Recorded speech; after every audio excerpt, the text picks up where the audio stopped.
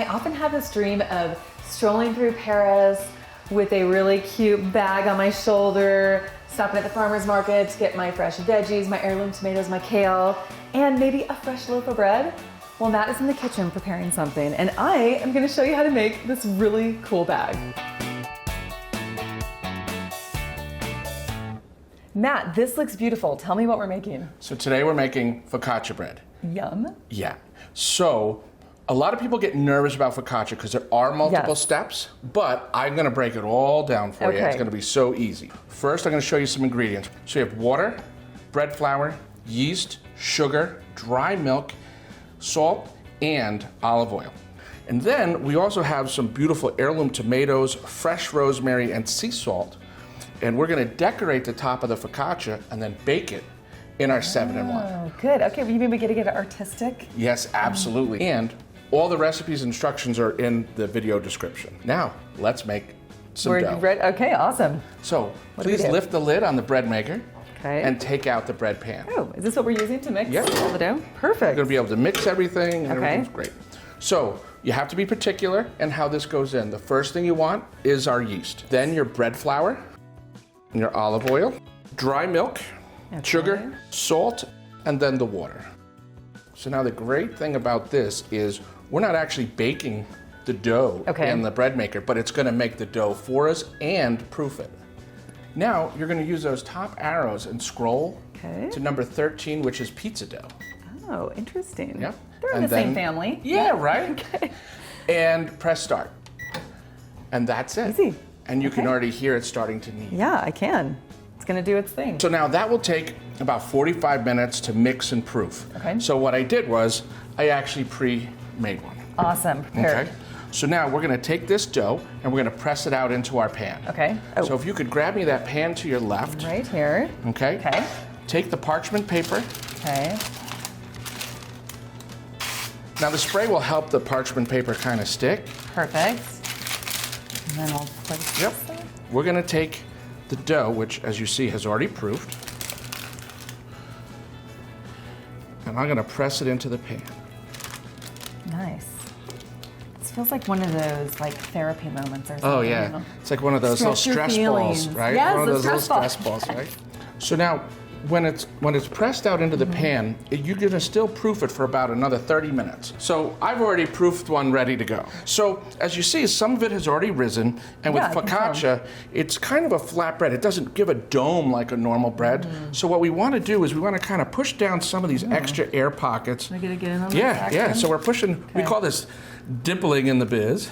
So I thought that you weren't supposed to, make the bread fall again, that it's risen and now you're cooking it. Yep, the reason why we do that is so it doesn't overrise. Oh, okay, interesting. So now we've done that, and now the fun part of decorating. Ooh, good. My favorite. So I'm gonna cut up some tomatoes and then I'm gonna have you decorate it. Perfect, okay.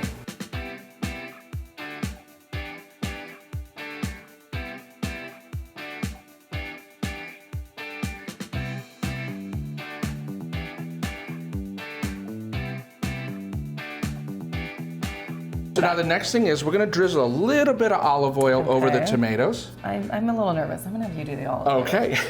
I don't want to dump the whole thing on there. So just a little bit. Okay. And this probably gives it some flavor, makes it a little crispy. Flavor. It's gonna look really nice, but that olive oil is also gonna soak into the bread and give it a little bit more moisture. Yes, okay, awesome. And then our salt? Yep, and then now if you could sprinkle it with some sea salt. Oh, that's really good, coarse kind of salt. I love that. It's gonna give it a nice crunch. Okay. Is that too much? I love salty things. No, I salted up. Okay, let's add a little more. Okay. All right. Beautiful. Yep. Are we ready? We're ready to bake. Goes in the oven, okay. Yep.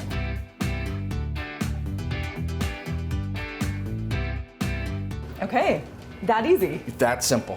Okay, so after seeing all these beautiful vegetables, I have got a great project that's gonna tie in perfectly. So, great. What if I head to the sewing room and you clean up in here? No problem. Perfect. Let's do it. You guys are going to love this bag. I mean, with every project you make, it's exciting. But there's something about this bag that just has like that wow factor. It's large, it's sturdy, very versatile. So here's what you need for the project. canvas fabric for the lining of the bag, pocket fabric, twill tape for the straps, and of course, a sewing machine and an iron. So let's start assembling. I've already prepped some of the steps of this bag already, and I'm just pressing everything nice and flat, giving it a little steam. And I want to show you the things that I've done so far. So I have my outer fabric here, which is a nice sturdy canvas. I think that's what makes this bag so awesome. And then I have my lining fabric, and you want to join those two layers together. So what I did was I quilted some lines into that. And I just kind of went with the design of my fabric, and I sewed diagonal lines in between. You could do any kind of quilting design that you want, or you don't have to do the quilting. I just thought it was an added dimension. Then I also hemmed both tops by folding it under 1/4 inch and then folding it under again to, keep those raw edges enclosed. And now let's talk about our pocket. I used some tweed fabric because I just thought it looked kind of cool, but there are so many options you can use. In the pattern, which you'll find in the video description, you can download it, read all the instructions. You can do a really cool patchwork quilted pocket. You could also just take some fabric and quilt lines just like we did over here and use that as your pocket. Other options, you could use some vinyl. I love using vinyl, faux leather, whatever you want to call it. Those would look super cool. You could get a gold pocket. So get creative with the different materials that are out there. Now for our straps, we're going to use cotton twill tape, but again, so many options. Get creative. You could use that same faux leather. You could use oilcloth, which is a really interesting kind of more waterproof fabric. Sometimes I will sew that into straps like this, or you could use neon vinyl. Bags are so fun because there's so many different options of things you can make. So I am going to grab our twill tape here, and I think I'm going to need Matt's help. Matt, we are making a really cool canvas tote bag. It's really sturdy. Yep. It seems like something you would use. Oh, absolutely. So I could like to go to the local farm market and I pick up vegetables and that kind of stuff. It's going to be great. Plus, if I do shows or something like that, it's a great carry-on. Okay, so this middle point here is actually the bottom of our bag. So that's where we're going to start with our strap. And we're going to fold this edge under a little because it can kind of start to fray over time. And as we do our straps, how it's going to work, it's going to be in one big loop like this all the way around. And we're going to conceal these edges here of the pocket because that's not really finished off. So I'm going to pin this in place, and then I'm going to have you start pulling it down. And you can help me pin also. You ever pinned before? No. Oh, good. First time for everything. Yep. Just take it from the top and push it down through the bottom, or you could go the other direction if you like to pin like this. Sometimes it's hard to get through all these layers, so just your best. That's what I always how far people. Apart would you like it? So you can just pin, in a few spots. Okay. It just helps to keep everything together. Now we're going to measure 20 inches for our straps. So you bring this around like this, and I want you to use a tape measure here. And you said keep it straight, right? Yeah. No turns in it. No turns. Let's see. Well, we do need to, just like that. Just like that. And it's important that we measure the same amount on both sides so that we don't end up with uneven straps. Okay. That's not going to work. Okay, so here's your little measuring tape. Start right here and lay it right on top of the twill tape. So we want 20 inches. Yes. And we are at 25. Right here. Okay, so that was our 20-inch mark. So let's pull that down right there. Then we're going to place a pin. And then, guess what? We're just going to do the same thing. We're going to go back down. We're going to measure 20 inches. And we're going to come back and we're going to tuck that other end, cut it, tuck it under.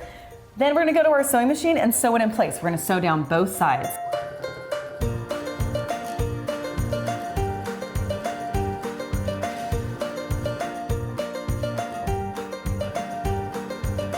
Now fold the bag in half right sides together and sew down both sides.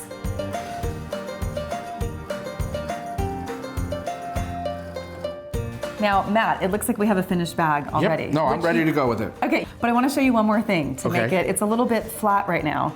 To make it more three-dimensional, we're going to box out the bottom of the bag, okay? So, it's a little bit math-oriented again. I love math, the theme. We're going to make kind of a right angle, basically. I am wanting to find, see this seam right? That's not a seam, but that was the fold of the bottom of our bag, okay? I'm matching up that visually with the seam I did on top. Just kind of eyeballing it, okay?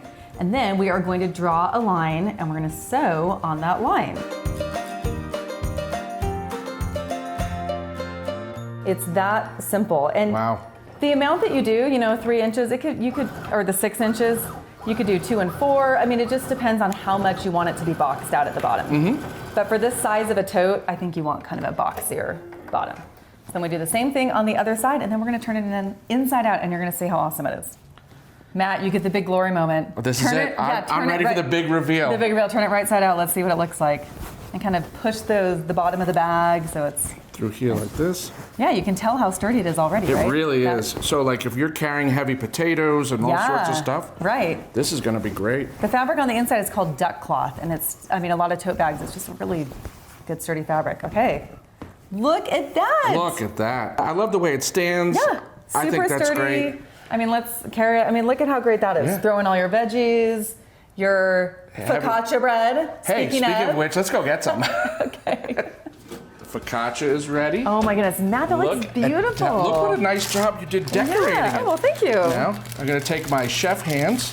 I'm going to move that right over. Chef hands. Oh my goodness, it's warm, it's crispy. Look at that. I think we need to cut that up. Okay, cut right into it. I see some steam coming off of it. Oh, that is gorgeous. You know, Matt, I admit, I was one of those people that has always been scared to make focaccia, but now I feel like I can do it, right? And it's just a nice, warm, cozy, fun little salty bread. Yeah. I love that salt. Okay, you ready? I'm ready. Oh, do we need to let it cool a little bit? No. No, just nice and hot. Okay. Salty, delicious. That is really good.